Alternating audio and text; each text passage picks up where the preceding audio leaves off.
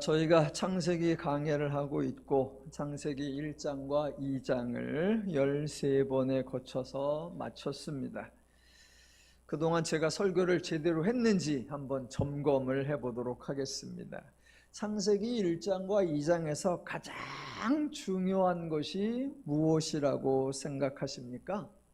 제가 13번을 설교하면서 가장 강조한 게 무엇이었습니까? 창세기 1장과 2장에서 가장 중요한 것은 창조가 아닙니다. 물론 창조가 소개되어 있고 창조가 중요합니다. 무에서 유의 창조가 이루어졌다. 하나님이 6일 동안 세상을 창조하셨다. 사람은 하나님의 형상을 따라 지음받았다라는 내용이 모두 중요합니다. 그런데 창조에 대해서는 사실 정확하게 몰라도 생활하는데 아무 불편함이 없습니다. 새들, 하늘에 있는 각종 새들이 몇째 날에 만들어졌는지 아십니까? 그거 몰라서 새의 목소리를 들을 때 망설여지십니까?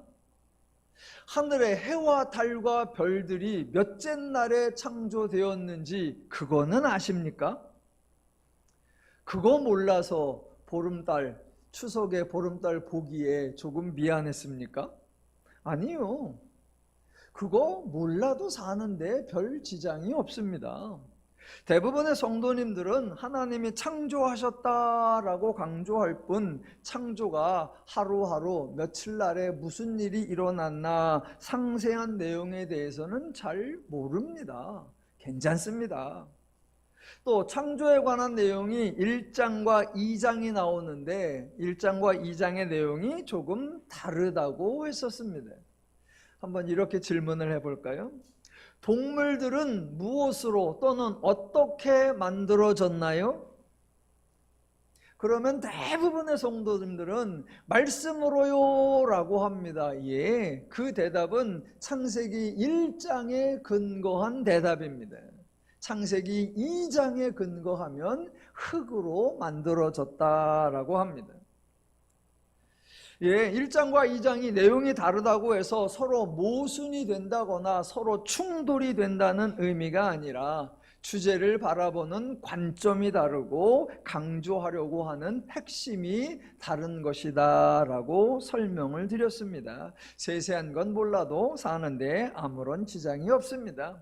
전에도 제가 말씀드렸지만 내가 사는 세상이 하나님이 창조한 세상이구나 라고 하면 갑자기 편안해지십니까? 반대로 어머 내가 사는 세상이 진화된 세상이구나 라고 생각하면 갑자기 불안해지십니까? 아무렇지도 않습니다. 창세기 1장과 2장의 핵심 포인트는 창조가 아닙니다. 제가 창조론을 거부하는 것이 아니고 그렇다고 진화론에 동의하는 것도 아니고 그렇다고 창조론이든 진화론이든 아무렇게나 여러분 편한 대로 생각하십시오 라는 의미도 아닙니다.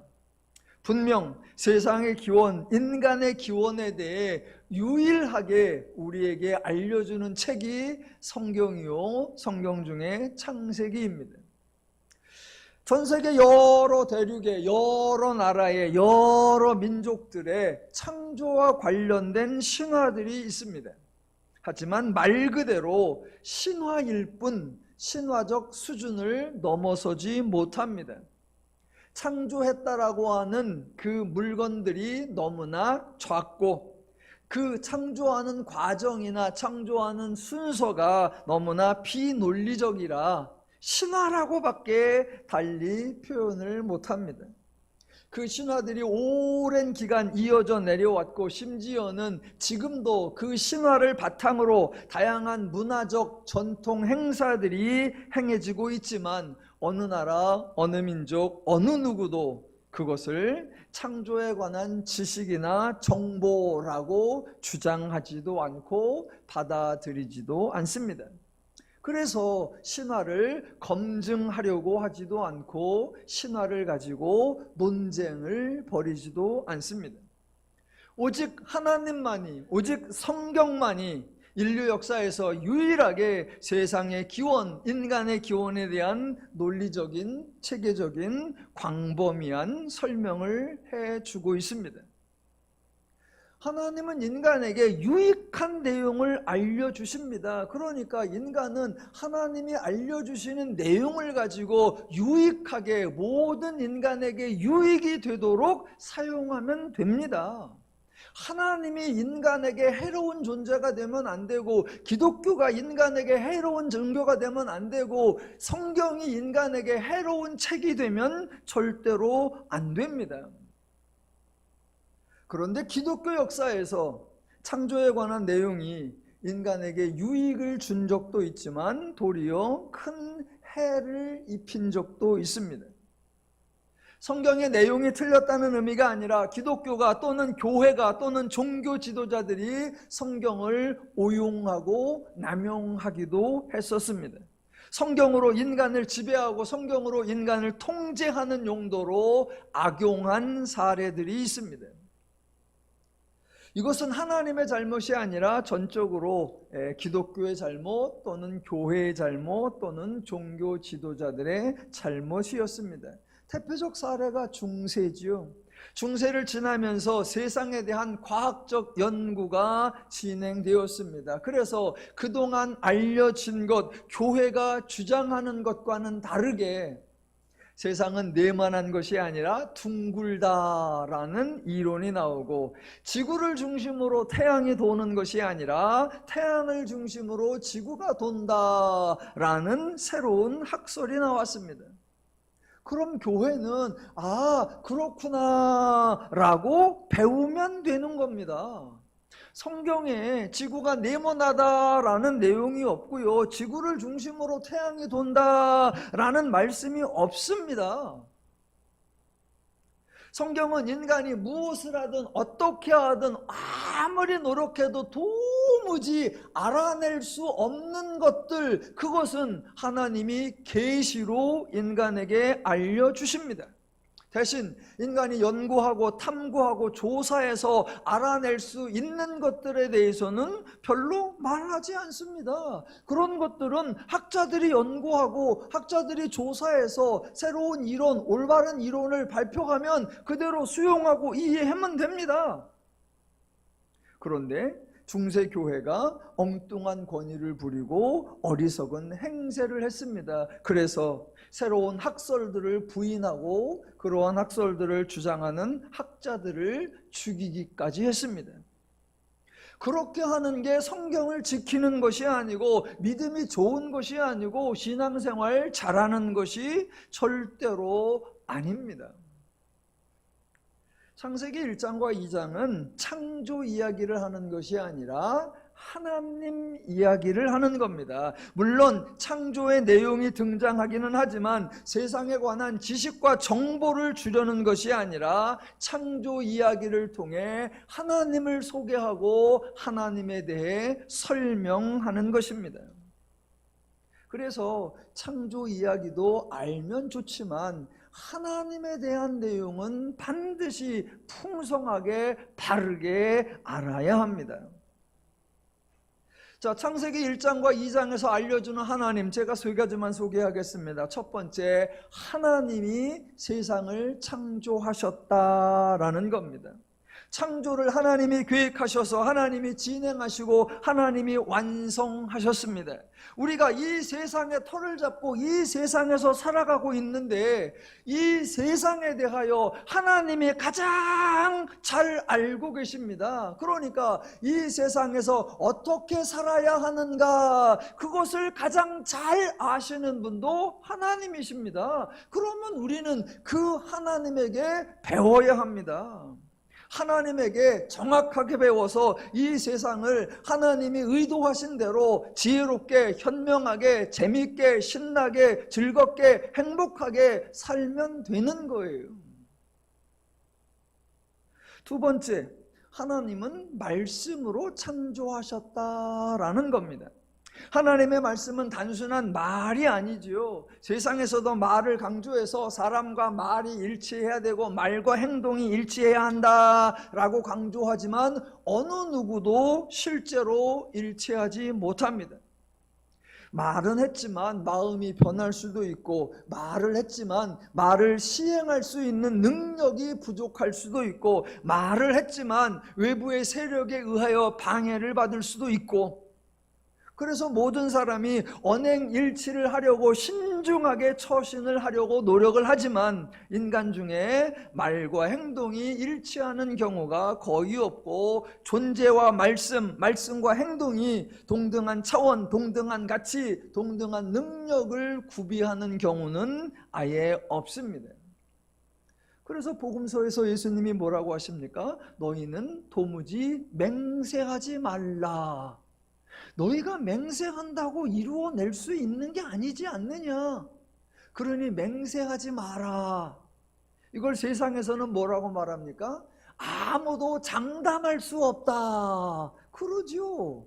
말이야 자신만만하고 의기양양하고 흔히 하는 말로 하늘에서 별도 달도 다 따줄 것처럼 말하지만 실상은 하나도 보장해 줄 수 없는 존재입니다. 하지만 하나님은 다르시죠. 창세기에서 하나님은 말씀하셨고 하나님의 말씀은 그대로 실행되었습니다. 하나님과 하나님의 말씀이 동일한 겁니다. 하나님이 말씀을 하셨는데 알고 보니까 다른 내용이 아니어서 무효가 된 적이 없고요. 하나님이 말씀하시고 난 후에 마음이 변하여 취소하신 적이 없고요. 하나님이 말씀하시고 막상 실행하려고 할 때 너무 버거워서 완성되거나 되지 못하고 중단된 적 없고요. 하나님이 말씀하시는 것에 대하여 어느 누구, 어떤 존재, 어떤 세력, 어떤 상황도 영향력을 발휘해서 하나님의 일을 막아선 적이 없습니다. 그래서 하나님은 말씀하시고 하나님의 말씀은 말씀하신 대로 이루어집니다. 창세기에서는 이것을 알려주는 거예요. 왜? 우리가 그런 하나님의 말씀을 알고 하나님을 인정해야 우리가 하나님의 마음을 따를 생각이 있고 하나님의 말씀에 순종하는 것이 가능해질 수 있기 때문입니다. 여러분, 하나님의 말씀이 옳고 하나님의 말씀대로 이루어진다라는 확신이 들지 않으면 저와 여러분을 포함한 어느 누구도 하나님 말씀을 따르지 않을 겁니다. 사람은 태어나면서부터 계속 무엇인가를 배웁니다. 어렸을 때는 부모님으로부터 자꾸 이런저런 내용을 배우고, 학교에 가면 선생님으로부터 배우고, 교과서를 통해서 배우고, 친구들로 변하고, 좀 더 성장해 가서는 다양한 루트와 다양한 도구와 다양한 방법을 통해서 정말로 많은 지식과 정보와 사상과 철학과 정말 많은 걸 배웁니다. 배우면서 종합해서 뭐 합니까? 내가 무엇을 해야 살 것인가? 내가 어떻게 해야 행복할 것인가? 내가 언제 어디서 어떤 결정을 내리고 어떤 처지와 어떤 태도를 가져야 내가 신나고 평안하고 행복할 것인가 합니다. 그렇게 많이 보고 듣고 배우고 하는 것 중에 가장 좋은 것, 가장 정확한 것, 가장 분명한 것, 가장 확실한 것, 가장 보장이 되어 있는 것, 가장 명백하게 증명이 되어 있는 것, 더 나아가 책임까지 져주는 것, 그게 뭐예요? 바로 하나님이고 하나님의 말씀이고 하나님의 가르침입니다. 성경은 이 하나님을 소개하는 거고 이 하나님의 말씀을 알려주면서 하나님의 말씀대로 사는 것이 가장 너에게 좋다, 너에게 유익하다라고 강조하는 겁니다. 이게 성경 전체의 내용이고 하나님의 모든 사역의 핵심이요 결론입니다. 그래서 제가 하는 목회, 제가 하는 설교의 결론 언제나 똑같아요. 하나님을 잘 설명하는 거예요. 그래서 성도님들께서 하나님은 좋은 분이구나, 하나님의 말씀대로 사는 게 나에게 좋구나, 하나님의 말씀대로 사는 게 내가 행복한 거구나 라고 인정할 때까지, 동의할 때까지, 그래서 실제로 그렇게 결정하고 그렇게 행동할 때까지, 그래서 삶 속에 누릴 때까지 계속 그 하나님이 얼마나 좋은지, 그 하나님이 얼마나 우리에게 보탬이 되는지, 그 하나님의 뜻대로 사는 게 얼마나 유익한지 그거를 설명해내는 것, 그게 성경의 주제이고 그게 제 목회의 핵심입니다. 창세기 1장부터 창세기 1장과 2장 계속해서 그 하나님을 우리에게 자꾸 소개하는 거예요. 하나님이 세상을 창조했다. 그러니 하나님에게 배워라. 하나님의 말씀대로 이루어진다. 그러니 너도 그 하나님의 말씀대로 살아라. 그 말씀이 약속한 대로 너에게 이루어질 거다 라고 설득하는 거예요. 또 하나 성경이 알려주는 게 뭐다? 하나님은 인간에게 은혜를 베풀어 주시는 분이다. 그것을 알라고 하는 거예요. 하나님의 모든 수고, 하나님의 모든 활동, 하나님의 모든 창조는 인간에게 유익을 주는 것이다 라는 거예요. 저와 여러분이 세상을 살아갈 때 옳은 말이라고 해서 다 따르는 것이 아니죠. 옳은 말이니까, 맞는 말이니까 따라야 하지만 옳은 말이 나와 상관이 없을 때는 별로 따르지 않습니다. 옳다라는 건 기본이고 더 중요한 게 뭐예요? 그 옳은 말이 나에게 보탬이 되어야 한다. 그 맞는 말이 나에게 유익이 되어야 한다라는 겁니다. 그런 의미에서 하나님은 자꾸 나는 너희에게 유익을 주는 자요, 나는 너희에게 혜택을 주는 자요, 나는 너희에게 도움을 주는 자다라고 강조하는 거예요. 하나님이 인간에게 불편을 만드신 적이 없습니다. 하나님이 인간에게 뭔가 방해거리를 주신 적이 없어요. 과거에만 그랬던 것이 아니라 지금도 그렇고 앞으로도 그럴 겁니다. 하나님은 인간에게 아무것도 요구하지 않고, 아무것도 지시하지 않고, 아무것도 명령하지 않고, 그 어떤 지배나 통제나 간섭을 하지 않으십니다. 대신 하나님은 참으로 많은 것을 인간에게 베풀어 주시죠. 기본적으로 인간이 거주할 수 있는 공간, 인간이 살아갈 수 있는 공간을 주셨죠. 또 하나님이 인간이 먹을 것을 주셨죠. 겨우 하루하루 먹고 살 만큼만 준 것이 아니라 아주 풍성하게 주시면서 내가 먹고 싶은 만큼 먹어라, 내가 먹을 수 있는 만큼 마음껏 먹어라 라고 하셨습니다. 또 하나님께서 인간에게 함께 행복을 누릴 수 있는 돕는 배필도 만들어 주셨고요. 가장 중요한 거, 하나님의 형상도 인간에게 주셨죠. 그래서 흙이나 뼈로 만들어진 피조물에 불과한 인간이 하나님적 존귀와 가치와 인격과 품위를 가지게 되었고, 하나님의 마음과 기준과 개념과 원리와 방식과 능력을 가지게 되었습니다. 이 모든 거 하나님이 뭐로 주셨다? 은혜로 주시고 선물로 주셔서 인간이 존재하고, 인간이 소유하고, 인간이 향유할 수 있게 된 것, 누가? 하나님이 인간에게 베풀어 주신 선물. 그래서 이런 하나님을 아는 것이 중요합니다. 왜? 하나님을 알아야 내가 하나님의 뜻, 하나님의 말씀을 따라 살 것이냐와 연결되기 때문입니다. 여러분, 기독교는 인간이 하나님을 섬기는 종교가 아니에요. 하나님을 알아서 하나님의 뜻대로 사느냐와 관계된 거예요. 기독교는 하나님을 섬기는 종교가 아닙니다. 당연히 하나님은 인간의 섬김을 받으시는 분이 아닙니다. 하나님을 믿는 사람이든지 아니든지, 기독교에 속한 사람이든지 아니든지, 교회에 출석하는 사람이든지 아니든지 모두 하나님에 대하여 바로 알아야 됩니다. 어떤 내용? 하나님은 인간에게 주시는 분이지 인간에게 받는 분이 아니다라는 사실. 창세기 1, 2장에 풍성하게 나타나 있는 이 하나님에 대한 소개, 기독교는 계속 소개하고 세상에 알려야 합니다. 예, 창세기 1, 2장에 하나님의 창조가 완성되고 인간이 살아가는 이야기가 나오죠. 그런데 창세기 1, 2장에서 인간이 하나님을 불편해하지 않았고 하나님의 어떤 지시나 명령 때문에 부담스럽거나 힘들어하지 않았고 하나님이 지배하고 통제하고 간섭하는 것 때문에 숨이 턱턱 막히는 것 같다라고 답답함을 호소하지 않았습니다. 하나님이 인간에게 걸림돌이 되면 안 되고 종교가 인간에게 짐이 되어서는 안 되고 하나님의 말씀이 인간을 불편하게 하면 안 됩니다. 창세기 1장과 2장을 보면서 저는 매우 재밌습니다. 그래, 이게 기독교야. 보세요. 창세기 1, 2장은 세상에 있는 모든 종교들의 전형적인 틀, 그것을 완전히 깨워버립니다.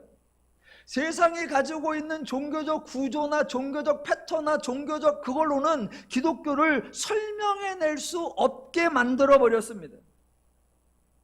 그래서 하나님 스스로 하나님은 거룩한 분이다 라고 하고 그 거룩한 하나님을 믿기에 기독교는 거룩한 종교입니다. 그러니까 거룩한 하나님을 믿는 거룩한 종교인 기독교의 거룩한 성도인 저와 여러분은 세상의 타종교에 속한 사람들과는 우리의 신앙생활, 믿음생활이 완전히 달라야 합니다. 기독교가 얼마나 다른가? 그것을 보여주는 원본이 어디에 나온다? 창세기 1, 2장. 예, 저는 창세기 1, 2장을 할 때마다 너무 신나고 너무 좋습니다. 가장 본질적 차이가 뭐예요? 하나님은 형상이 없으시다. 하나님이 존재하세요. 하나님이 활동하세요. 하나님이 일하세요. 하나님이 창조하세요. 하나님이 수고하세요. 그런데 하나님은 별도의 형상, 별도의 모습이 없으십니다.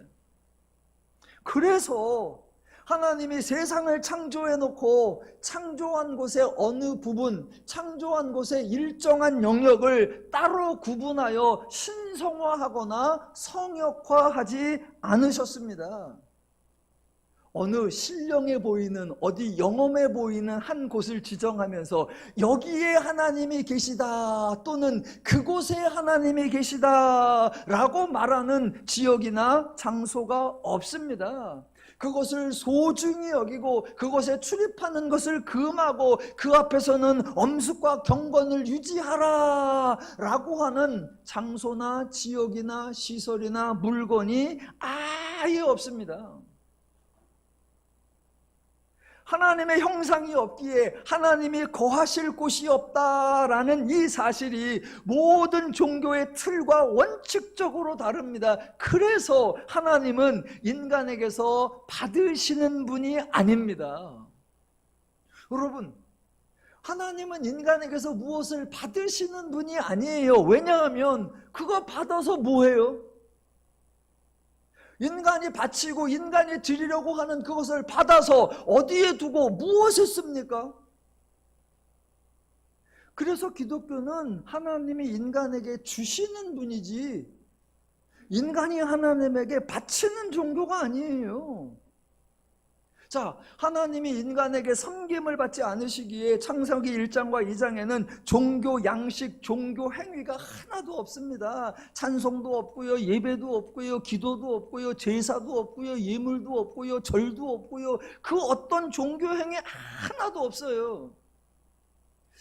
제가 목사인데, 제가 기독교에 그래도 종사하는 목회자인데 창세기 1장과 2장에 나오는 이 모습을 뭐라고 표현해야 될까? 표현할 방법이 없어요. 제가 하나 억지로 만든 명칭이 뭐다? 기독교는 비종교적인 종교다. 종교적인 양식, 종교적인 구조, 종교적인 프레임, 종교적인 패턴, 이게 없습니다. 그래서 여호와 신앙에는 이것이 기독교다라고 소개할 수 없습니다. 이렇게 하는 것이 기독교다라고 소개할 수가 없어요. 고대 유적지에 가보면 세계 문화유산 대부분의 것이 종교 관련 시설이나 종교 관련 물건이라고 했습니다. 그런데 구약과 관련된 종교 유적, 여호와와 관련된 종교 유적이나 종교 유물은 단 하나도 없습니다. 제가 목사님들 성지순례 하는 프로그램에 따라가서 2번을 이스라엘을 다녀왔는데, 여러분, 종교적 장소, 종교적 도구, 종교적 행습, 일체 아예 전혀 없습니다. 그러니까 이스라엘 여행 가면서 성지순례, 그건 말이 안 돼. 가면 없어. 없는 게 당연한 거예요. 왜? 여호와는 애초에 종교와 관련된 그 어떤 시설이나 그 어떤 기물을 만드는지 않기 때문입니다.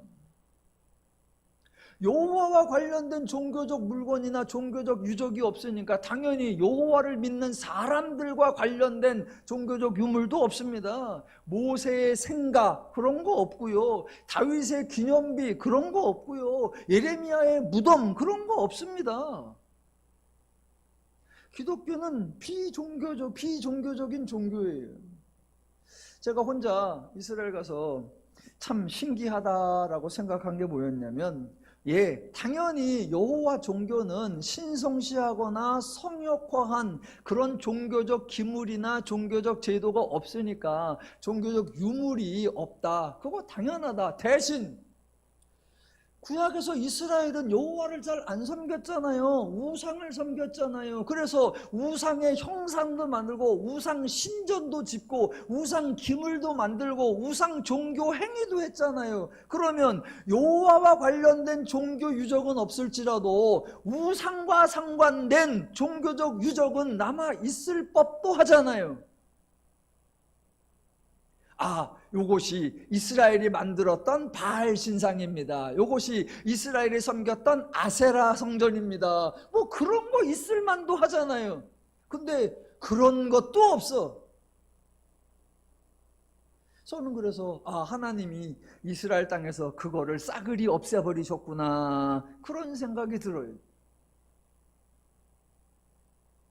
여러분, 기독교와 타종교는 정말 확연히 다릅니다. 종교 그러면 여러분이 이제 우리나라나 해외나 종교 관련 시설에 가보면 대부분에 만날 수 있는 게 2가지를 만나죠. 첫 번째는 인간이 절하는 것, 고개를 숙이거나 아니면 무릎을 꿇거나 아니면 절을 하는 것. 왜? 종교적 시설물에 압도되어서 스스로 경건해지면서 그 앞에 자기를 낮추는 모습으로 절이라는 게 등장하고, 또 하나 등장하는 게 뭐다? 우리나라 아이 같은 경우 초를 피는 거나 아니면 또 향을 피우는 그거 있죠.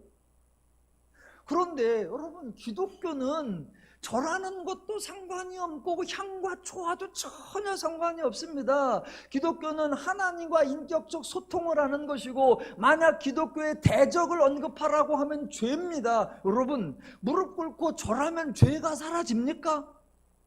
촉 켜놓고 밤새 소원하면 죄가 사라집니까? 향 피워놓고 흔들면서 입장하면 죄가 사라지냐고요.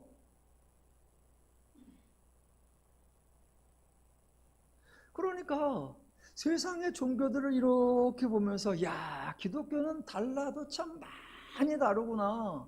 그러니까 타종교는 어쨌거나 자꾸 자기를 닥달하는 거예요. 내가 자격을 갖추었나, 내가 간절한가, 내가 사모하는가, 내가 정성을 들이는가, 자기를 닥달하는 거예요. 기독교는 아니에요. 하나님을 바로 알아라. 하나님에 대하여 제대로 알아라. 하나님을 정확하게 알아라. 하나님의 은혜를 알아라. 하나님이 주신 복락을 알아라 라고 하는 거예요. 그래서 성경을 주셨고, 저 여러분이 성경을 읽으면서 하나님은 이런 분이시고 이런 분이니까 내가 이분 뜻대로 살면 나에게 좋겠구나 라는 결론에 도달해서 저 여러분이 하나님의 뜻대로 사는 것에 이르는 거예요. 세상에 있는 대부분의 종교는 신이 신성한 곳에 거주하니까 인간이 신에게 나아간다라는 표현을 씁니다. 하지만 기독교는 다릅니다. 하나님이 인간에게 오시는 거예요. 하나님이 인간에게로 임재하신다라고 표현하지, 인간이 하나님께로 나아가는 게 아닙니다. 그래서 만약 기독교에서 종교 행위나 종교 패턴을 만든다고 하면 누가 해야 된다? 하나님이 실천해야 할 일이지 인간이 실천해야 할 일이 아닙니다. 복음서를 보면 타종교와 기독교, 타종교와 여호와 신앙이 얼마나 다른지 확인하실 수 있습니다. 자, 복음서에 당시 종교를 상징하는, 당시 세상의 종교를 대표하는 유대교가 있었습니다. 누누이 말씀드리지만 유대교는 하나님을 잘 섬겼던 종교가 아닙니다. 정반대로 세상에 있는 모든 종교들 중에 가장 죄적인 원리, 죄적인 방식을 극명하게 드러내고 있던 종교가 유대교였습니다. 그래서 유대교가 가지고 있는 대표적 특성이 뭡니까? 극단적 배타성. 아니, 유대교에서는 하나님이 유일하신 분이래요. 홀로 한 분이신 유일하신 하나님이라고 얘기하는데 그 신은 온 인류의 신이기를 거부합니다. 이스라엘 민족을 제외한, 유대 민족을 제외한 그 어떤 사람도 그 신과 관계를 맺을 수가 없습니다. 그 어느 누구도 신의 은총을 받기를 꿈꿀 수 없습니다. 아니, 세상의 유일한 신이라고 하는데 그 유일하다고 하는 신이 온 인류 중에 불과 한 민족, 그 중에 소수만을 상대로 해요. 혹시라도 어떤 사람이 유대교의 하나님이 정말 멋진 것 같아, 내가 유대교의 하나님을 믿어봐야 되겠다. 불가능합니다. 유대교가 아닌 사람은 믿을 수가 없어요. 그렇다면 내가 이참에 아예 개종을 하겠습니다. 아니야, 유대인이 아는 사람은 개종도 허락하지가 않아. 그게 무슨 온 인류의 하나님이고 그게 무슨 유일한 하나님이에요? 외부적으로 지독한 배타주의인데 그렇다고 내부적으로는 어떠냐? 내부로도 엄청나게 지독해요. 천만다행으로 그 사람이 유대인이다 라고 했어도 은혜를 받을 수 있느냐? 아니요. 지독하게 복잡한 종교 규례들이 있고 그것을 준행하는 자들만이 은혜를 받을 가능성이 있을 뿐이에요. 유대교라는 종교를 복음서에서 보여주는 거예요. 대부분의 종교들이 정도 차이와 모양새의 차이만 있을 뿐 이런 원리, 이런 패턴, 이런 방식으로 진행되고 있다라고 보여주는 거예요. 대신 우리 예수님은 완전히 달랐죠. 예수님이 먼저 인간에게 찾아오셨죠. 인간 중에 자격이나 조건을 갖춘 소수에게만 오신 것이 아닙니다. 종교적 행사에 참여하는 자에게만, 종교적 행위를 실천하고 있는 자에게만 오신 게 아닙니다. 예수님이 모든 사람, 예수님이 모든 인간에게 오셨지요. 심지어는 하나님을 반대하는 사람, 하나님을 왜곡하는 사람에게도 찾아오셨습니다. 왜요? 하나님이 유일한 분이니까, 예수님이 유일한 구원자이시니까 예수님은 모든 인간에게 찾아오셔야 한 겁니다. 또 그렇게 오셔서 예수님이 먼저 은혜가 필요한 자에게 나아가시고 예수님이 먼저 말 그대로 은혜를 베풀어 주셨습니다. 예수님과 만나는 사람들이 거쳐야 하는 종교적 절차가 없습니다. 예수님을 찾아와서 예수님의 은혜나 예수님의 치유를 받고 싶어하는 사람들이 행해야 하는 종교적 과정이 없었습니다. 복음서 잘 보십시오. 예수님이 종교적 장소에서 종교적 복장을 하고 종교적 순서에 따라 종교적 행위를 하신 적이 없습니다. 그죠? 지나가시다가 어느 집에 가시더니, 지나가다 길가에서 어느 날 호숫가에 가시더니, 어느 날 죄인들을 만나, 어느 날 산에서, 어느 날 해변에서, 어느 곳에서나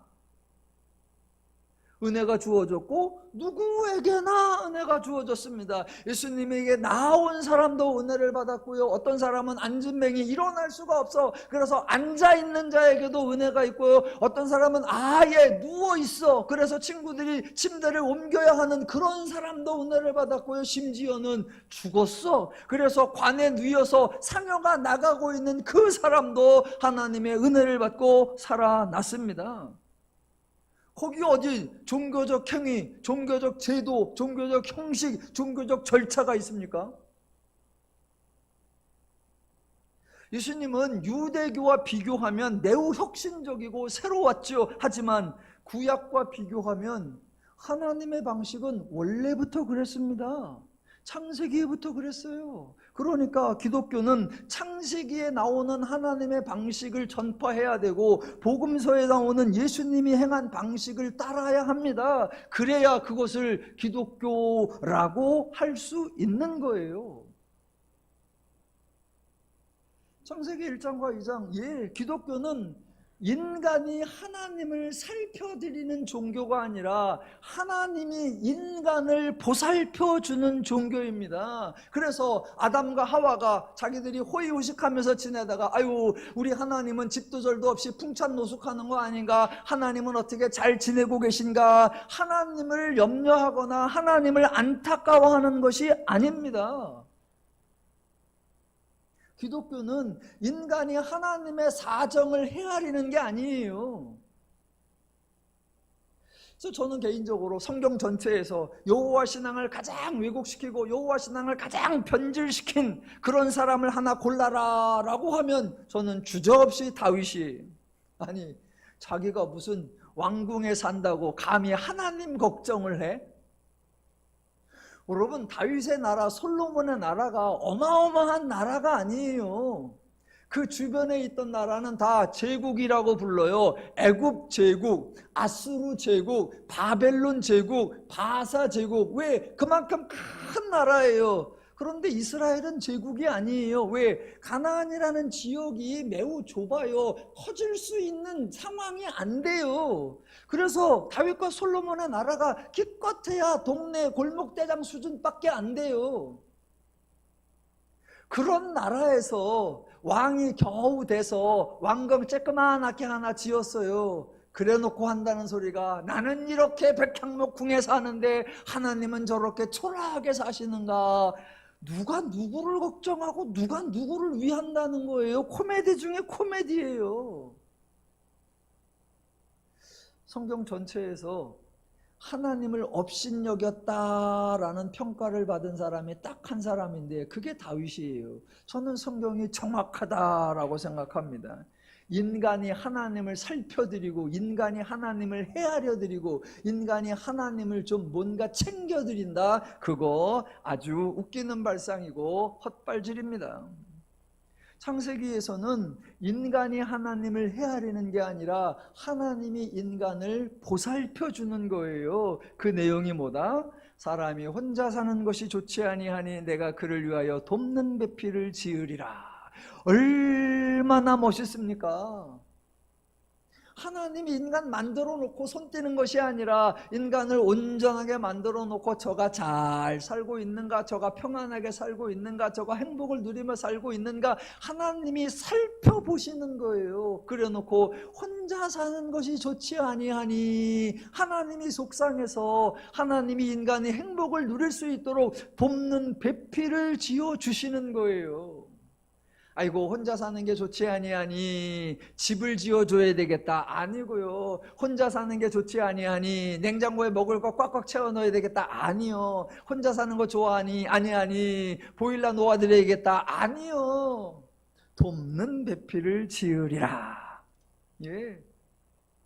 하나님께서 인간이 함께 어울려 행복을 누릴 수 있는 대상을 주신 거예요. 남자가 먼저냐 여자가 먼저냐 따질 일이 아닙니다. 남자는 도움을 받는 존재요, 여자는 도움을 주는 존재다, 그런 주장을 할 것도 아닙니다. 하나님은 인간으로 하여금 경쟁하게 하지 않았고 비교하게 하지 않았고 우열을 나누지 않았고 차별을 나누지 않았습니다. 그래서 남자가 부모를 떠나 그의 아내와 합하여 한 몸을 이룰지니라. 예, 이것이 결혼을 의미하든 결혼을 의미하지 않든 남자와 여자는 동등한 인격으로 동등한 가치로 동등한 수준으로 서로를 존중해야 한다라고 인간 삶을 가이드해 주셨습니다. 얼마나 멋있습니까, 우리 하나님이. 2장에 보면 혼자 사는 것이 좋지 아니하여서 돕는 배필을 짓는데 남자를 잠들게 하고 갈빗대 하나를 빼고 거기를 살로 채우고 그 갈빗대로 여자를 만드셨다라고 해요. 자, 왜 하나님이 갈빗뼈로 여자를 만드셨을까? 많은 신학자들과 많은 목사님들이 그것을 풀이를 했어요. 그랬는데 이 기독교 신학에서 그 구절을 가장 잘 풀었다고 가장 유명한 주석이 있어요. 거기서 이렇게 나와요. 하나님이 여자를 창조하는데 행여라도 여자가 남자를 막 닥달하고 지배할까봐 머리에서 하나를 꺼내서 만든 것이 아니고, 반대로 남자가 여자를 지배하고 압제할까봐 발바닥에서 하나를 만들어서 만든 게 아니고, 남자와 여자가 서로 존중하고 서로 사랑하도록 심장 있는 곳에서 갈비뼈 하나를 꺼내서 남자와 여자를 만나고 배필이 되게 하셨다라고 그래요. 모든 목사님과 모든 목사님 신학자 중에 요 풀이를 모르는 사람이 없을 거예요, 아마. 야, 하나님이 그렇게 남자와 여자를 동등한 가치로, 동등한 존재로 서로 사랑하는 대상으로 주셨다라고요. 아니, 그렇게 그 구절을 풀이했으면, 그렇게 설명을 했으면 실제 삶 속에서도, 교회와 관련된 모든 일상에서도 남자와 여자를 동등하게 존중해 주어야지요. 아니, 세상에서 남녀 차별하는 건 죄인들 세상이라 그럴 수 있다 쳐. 그런데 기독교 내에서는 좀 달라야죠. 뭐 여러분의 삶의 현장에서는 아마 더 치열하겠죠. 그런데 저는 이제 목사니까 목사 세계에서만 하나 소개해 드리자면, 여러 번 설명했습니다만, 여자 목사 한 수 안 줬습니다. 그러다 이제는 많이 줘요. 침례교도 이제 여자 목사 한 수를 이미 여러 해 줘가지고 총회 때 여자분들도 많이 오십니다. 그래서 목회자 세계에서는 이제 남자든 여자든 다 안수받고 목사가 될 수 있다. 그거는 돼요. 대신 성도들 입장에서는 여러분, 남자 성도와 여자 성도를 대하는 게 달라요. 임직식 그러면 남자 성도는 안수집사나 장로를 세워요. 여자는 권사를 세워요. 그런데 안수집사나 장로를 세울 때는 목사님들이 나가서 머리에 손을 얹고 안수기도를 해줘요. 그런데 권사를 세울 때는 안수기도를 안 해요. 되게 치사해. 되게 치사해. 5월달인가 6월달에 저희 지방의 제일 큰 교회에서 목사 3분 안수식, 장로님 8분 안수식, 권사님 20몇 명 하는 식이 있었어요. 자, 목사 안수할 때 단상에 방석을 놓고 목사들이, 후보자가 올라옵니다. 그럼 무릎 꿇고 앉으면 우리 안수위원들 한 10명이 가서 머리에 손을 얹고 아주 세게 안수 기도를 해요. 그리고 이제 내려가면, 그러면 장로님들 올라오세요. 그러면 장로님들 쭉 올라가가지고 무릎 꿇고 다 앉으면 목사님들이 다 손 얹고 안수 기도해요. 그 다음에 이제 권사님들 그러면 나와서 앞에 쓰세요. 그래. 올라오라고 안 해. 앉으라고 안 해. 아무도 손 얹지 않아. 그냥 거기 선체로 목사님 한 분이 대표로 임직을 위한 기도해 주시겠습니다. 그래요. 안수 기도가 아니에요. 지난번 그 행사하는데 어느 분이 목사 안수 기도했고 어느 분이 장로 안수 기도했어요. 그 다음에 이제 권사님들을 위한 기도해야 되는데 그걸 나보러 가래. 그래서 제가 했는데 너무 미안해. 아니, 똑같이 교회에서 섬기고 똑같이 교회에서 봉사하고 똑같이 하나님을 사랑하는데,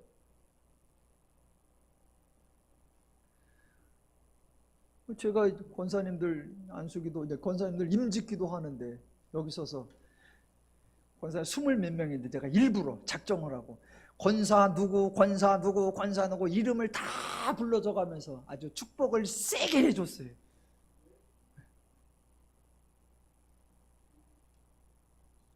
사람이 서로 관계를 맺고 살아갑니다. 남편과 아내, 부모와 자녀, 상사와 부하, 동료의 관계, 동네 지인과 관계, 탐으로 다양한 관계 속에 살아갑니다. 그런데 성경이 이 모든 인간관계에서 가장 소중하게 여긴 게 뭐냐? 저는 그게 창세기 2장 마지막 절에 나오는 부끄러워하지 아니하더라. 저는 이거라고 생각해요. 참 멋있다. 창세기 1, 2장 창조에 관한 내용, 인간의 삶에 관한 내용이 1, 2장에 나오는데 그 1, 2장을 마무리하는 결론 구절 2장 25절의 맨 끝이 뭐라고 나온다? 부끄러워하지 아니하더라. 예, 가장 행복한 관계, 가장 평안한 관계, 가장 화목한 관계, 가장 친근한 관계의 핵심이 뭡니까? 부끄러워하지 아니하더라. 상대방을 부끄럽게 만들어서도 안 되고 내가 부끄러움을 느껴서도 안 되고 어떻게 해야 돼요? 서로 진실해야 되고 서로 소중히 대해야 되고 서로 배려해야 되고 서로 이해해야 되고 서로 존중해야 돼요. 그래서 창세기 1장의 마지막, 2장의 마지막, 부끄러워하지 아니하더라.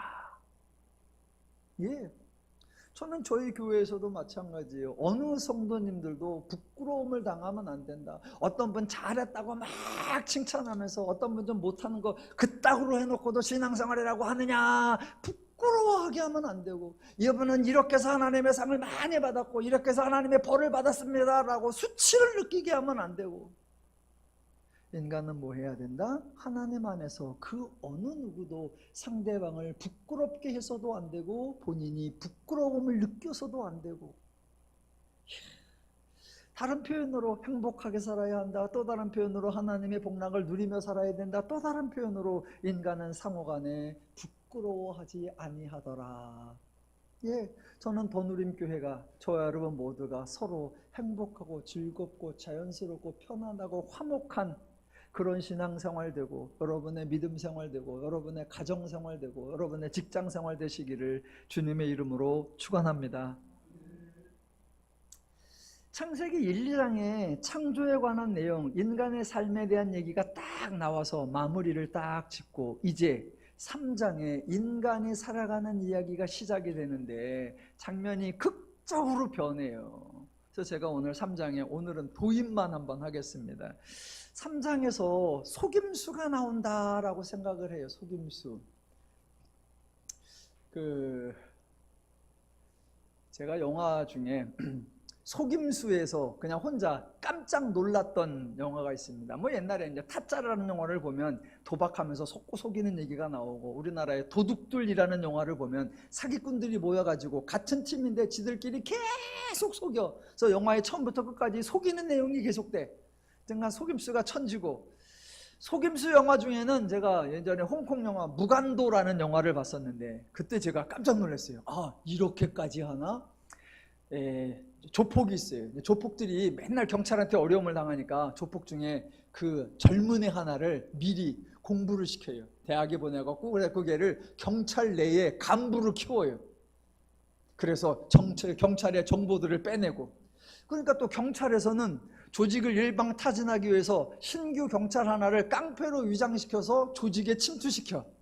그래가지고 경찰인데 깡패 속에 들어가 있고 깡패인데 경찰 속에 들어가 있는 그런 조직 간의 싸움을 하는데, 마지막 장면 영화 포스터에 경찰복은 입었는데 사실은 깍두기, 깡패처럼 서 있는데 사실은 경찰, 그 두 사람이 서로 주먹을 이렇게 마주대하는 그런 영화였어요. 저는 그 영화 보면서 이제 그 당시는 어렸으니까 와, 저렇게도 하나? 그런 생각을 했었습니다. 이제 그 이후로는 이제 대부분의 영화에서 서로 상대방 조직에 위장된 신분으로 침투하는 이런 얘기가 많이 나오는데, 속임수가 세상에 널려 있습니다.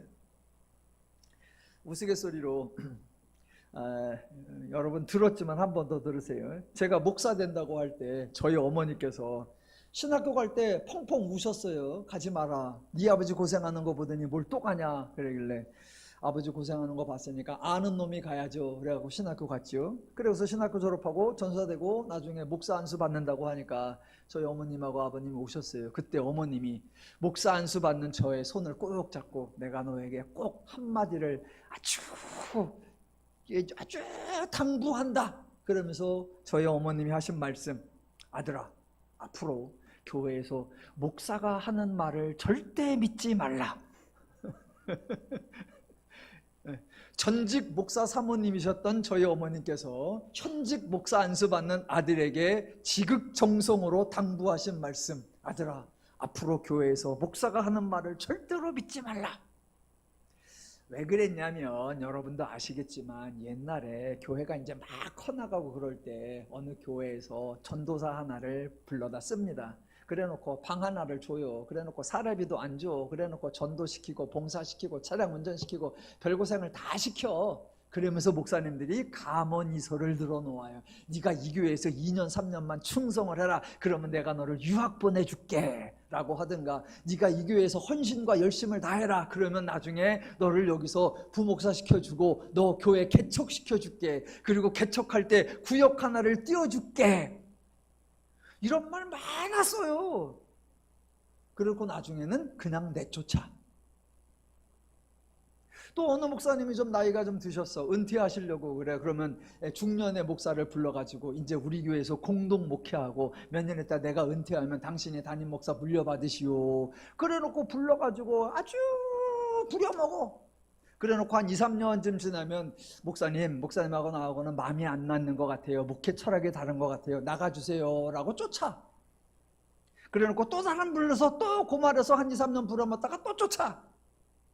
그런 걸 우리 어머님이 너무 많이 보셨어요. 그래가지고 저에게 하시는 말씀, 이제 목사 안수 받으니까 부사역자를 시작하는 거예요. 그러니까 하시는 말씀, 교회에서 담임 목사가 무슨 말을 해도 절대 믿지 마라. 엊그제 명절 때 어머님 만났지요. 그래서 제가 웃으면서 어머니 그렇게 말한 거 기억나셔? 그랬더니 난데 그렇게 말한 적이 있대. 그래서 이제는 내가 속지 말아야 되는 게 아니라 제가 우리 교인들이나 우리 교회에 있는 사역자들에게 속이지 말아야 하는 입장이니까 나도 조심할게요. 그랬더니 그래 아무 말이나 내뱉지 마라 그러셨습니다. 여러분 이 업계도 속임수가 많습니다. 자, 오늘 3장 1절부터 6절까지 아주 간단하게 자세한 풀이는 다음 주에 할 거고요. 오늘 한 가지, 저는 이 사건 속에 커다란 속임수가 있었다라고 생각을 합니다. 한번 소개해 볼게요. 일단 본문을 읽어보겠습니다. 과연 속임수가 나오는지, 누가 속이고 있는 건지, 누가 속고 있는 건지 확인을 해보겠습니다. 3장 1절. 그런데 뱀은 여호와 하나님이 지으신 들짐승 중에 가장 간교하니라. 자, 여기 나오는 뱀은 진짜 뱀이냐 아니면 사단을 상징하는 것이냐, 그런 거는 아직 따지지 말고, 또 하나님이 간교한 것을 창조하셨다라는 것이 정당하냐 아니냐, 그런 것도 아직은 따지지 말고 일단은 그냥 나오는 대로만 보겠습니다. 자, 여호와 하나님이 지으신 들짐승 중에 뱀이 가장 간교하니라. 뱀이 여자에게 물어 이르되 하나님이 참으로 너희에게 동산 모든 나무의 열매를 먹지 말라 하시더냐. 자, 여기에서도 왜 남자에게가 아니라 여자에게 말을 걸었느냐, 그거 아직 따지지 말고, 남자는 하나님의 말씀을 직접 들었고 여자는 남자에게서 전달을 받았을 것이기에 여자는 아마 그 말씀의 중요함을 잘 몰랐을 거다, 그런 상상도 지금은 따지지 말고 일단 그냥 대화를 이어가 보겠습니다. 뱀은 여러 말을 한 것이 아니고 또 길게 말한 것도 아니고 아주 짧고 간단하게 한마디만 했습니다. 그 말이 하나님이 참으로 너희에게 동산 모든 나무의 열매를 먹지 말라 하시더냐입니다. 여러분, 이게 속임수 같습니까? 여러분은 이 질문을 받았다면 여러분은 뭐라고 대답하시겠습니까? 우선 여자의 대답을 들어보시겠습니다. 2절, 여자가 뱀에게 말하되 동산 나무의 열매를 우리가 먹을 수 있으나 동산 중앙에 있는 나무의 열매는 하나님의 말씀에 너희는 먹지도 말고 만지지도 말라, 너희가 죽을까 하노라 하셨느니라 입니다. 여러분, 이 말은 사실입니까? 아닙니까? 원문과 대조해 보겠습니다. 하나님이 직접 하신 말씀이 2장 16절과 17절에 나오죠. 여호와 하나님이 그 사람에게 명하여 이르시되 각종 동산 각종 나무의 열매는 네가 임으로 먹되 선악을 알게 하는 나무의 열매는 먹지 말라, 내가 먹는 날에는 반드시 죽으리라 하시니라 입니다. 와, 하나님이 하신 말씀과 여자가 한 말은 약간의 차이가 있습니다. 여자는 왜 이렇게 말을 했을까요? 그런데 더 원칙적인 질문, 지금 여자는 뱀이 자기를 속이려고 한다라는 생각을 했을까요? 아니면 나는 지금 뱀하고 대화를 하는 중이야. 근데 이 뱀이 뭐예요? 하나님이 창조하신 거야. 하나님이 창조해서 아담에게로 이끌어 오신 들짐승 중에 하나야. 그래서 아담이 이름을 지어준 것 중에 하나야. 그래서 하나님이 주신 것 중에 하나와 대화를 하고 있는 거야 라고 생각을 했을까요? 여자는 이 순간에 뱀을 의심했어야 했나요? 종종 이 사건을 풀이할 때에 여자의 대답이 문제가 있다라고 지적하는 경우가 많습니다. 자, 그런데 우리가 대화를 하다 보면 원래 정해진 것보다 좀 느슨하게 말을 하면 저거는 해이해졌다라고 비난을 하지만 원래 정해진 것보다 조금 더 타이트하게 하면 이거는 신중하다라고 생각하기도 합니다. 잘 보세요. 어느 가정에 아버지가 있는데 남편이 있는데 남편이 되게 무서워. 아버지가 무서워. 그래서 아내도 살벌해하고 자녀들도 살벌해합니다. 그런데 어느 날 아버지가 딱 말합니다. 딸들한테 너희는 내일 나가면 저녁 10시까지는 꼭 들어와라. 우리 집 통금 시간은 10시다. 10시 이후에 오면 너희는 가만 안 둔다. 자, 그랬어요. 그 다음날 아침에 딸들이 외출을 하려고 합니다. 그랬더니 엄마가 야야야야야야 아버지가 10시까지 통금이라 그랬어. 그런데 너희는 혹시라도 오다가 무슨 일이 있어서 늦을지도 모르니까 너희는 9시 반까지 와 라고 말합니다. 그러면 그 엄마는 규정을 어긴 사람이라고 하거나 아버지의 규정을 흐트러지게 한 사람이구나, 아버지보다 더 살벌한 사람이라고 말합니까? 아버지의 말을 혹시라도 어길 수 있을까봐 더 신중하게. 그래서 아버지는 10시라고 했는데 실수조차도 배려받을 수 있게 9시 반쯤. 저는 군대를 육군을 나왔는데 육군은 이제 휴가나 외출을 하면 5시까지 들어와라 이런 게 있죠. 그런데 종종 늦을 때도 있어요. 그래갖고 늦어도 뭐 늦게라도 들어가면 돼. 들어가가지고 가서 몇 대 맞으면 되니까. 그런데 해군은 다르다 그래요. 저는 해군은 안 가봤어요. 근데 해군은 예를 들어서 저녁 5시까지 와라 그러면 5시에 배가 떠버려. 그러니까 늦게 오면 갈 방법이 없어. 그러니까 5시까지 그러면 위에 고참들이 4시 반까지는 무조건 들어와라 라고 해요. 왜? 그 실수에도 보충이 될 수 있는 여지를 가지게 하려고. 자, 그래서 유대인들이 하나님의 율법을 했을 때 하나님이 정해준 율법보다 더 디테일한 걸 만들었어요. 그걸 뭐라고 불렀냐? 율법의 울타리를 친다라고 했어요. 왜? 정작 율법을 어기면 치명적 결과가 올 수도 있으니까 율법보다 약간 것을 더 두어서 그 율법을 어기는 일이 발생하지 않도록 하는 것. 자, 뱀이 질문을 하니까 여자는 하나님이 말씀하신 건 먹지 말라였는데 만지지도 말라. 어쩌면 그 근처도 가지 말라. 우리는 그렇게 얘기하잖아요. 먹지 마, 손도 대지 마, 쳐다도 보지 마, 거기에 가지도 마. 혹시 그런 의도는 아니었을까? 뱀과 여자의 대화에서 대부분의 사람은 이 여자가 하나님의 말씀을 왜곡했다, 하나님의 말씀을 변질시켰다, 하나님이 하지도 않은 말씀을 덧붙였다라고 여자를 비난합니다. 그런데 저는 오늘 이 순간에 과연 이 사건에서 만약 뱀이 속이는 자였다면 가장 속은 자들이 누구였을까? 사기의 절정은 상대방이 내가 속고 있다는 사실도 몰라야 그게 사기죠. 그런데 최고의 사기는 그 사람을 속임과 동시에 주변 사람들까지도 다 속여야 돼요. 원래 사기는 당사자는 속아요. 그렇게 속아 남을 때 제3자들, 객관적인 사람들은 그거 정상적이가 않은 것 같아. 그거 좀 뭔가 이상해. 정신 똑바로 차려. 점검해봐. 확인해봐. 왜? 자기 일이 아니니까 객관적이 되어서 분별합니다. 그런데 진짜는 당사자 속고 주변 사람들도 아무도 속은 줄 몰라. 그게 최고의 속임수예요. 그런데 저는 오늘 요 3장 사건이 그거 같아. 자, 뱀이 가장 절묘하게, 가장 광범위하게, 가장 잘 속였다가 아니라 스스로 속아 넘어간, 그게 누구냐? 저는 모든 인간들이고 특별히 기독교인들이라고 생각을 해요. 자, 왜냐하면 이 3장 사건을 풀이하면서 사람들이 이렇게 말합니다.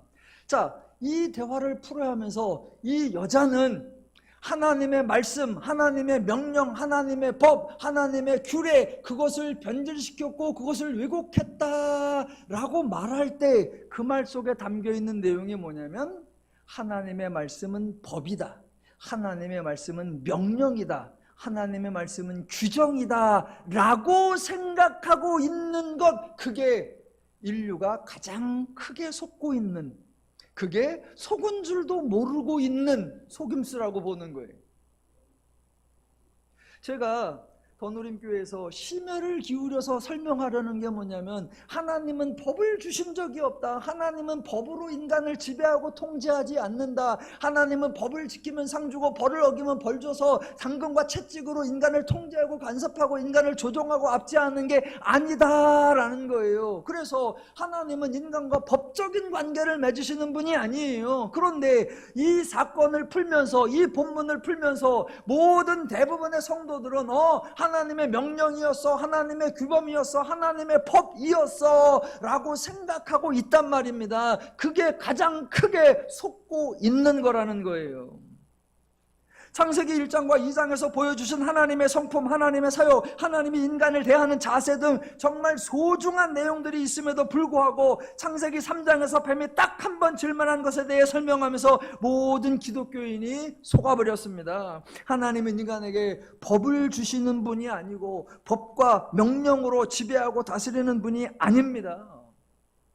하나님의 말씀은 법이 아니라 이렇게 살아야 너희가 행복하다라는 교훈이고, 하나님의 말씀은 지시나 명령이 아니라 이래야 너희가 화목하고 이래야 너희가 평안하고 이래야 너희가 풍성할 수 있다라는 하나님의 안내요 가이드이고, 하나님은 인격적인 분이시고 인간을 소중히 대하는 분이시고 인간과 교제하는 분이기에 하나님의 말씀은 인간과 대화하는 거고 인간과 소통하는 것이지, 절대로 인간을 관리하고 인간을 간섭하고 인간을 지배하려고 하는 하나님의 통치 수단이 아니다라는 거예요. 지금도 허다한 사람들이 속고 있어요. 하나님의 말씀은 법이고 그 법에는 준행해야 되고 불법하는 자에게는 하나님의 형벌이 따른다. 본 사건은 다음 주에 계속 이어서 설명하겠고요. 결론, 우리 하나님은 창세기 1장과 2장 속에서 하나님이 창조하시는 분, 하나님의 말씀대로 이루시는 분, 인간을 유익하게 하시는 분, 인간을 행복하게 하시는 분, 더누린 모든 성도들이 그 하나님을 바르게 알아서 그 하나님으로 인해 자유와 평화와 안식과 행복을 풍성히 누리며 사시기를 주님의 이름으로 축원합니다. 기도하겠습니다.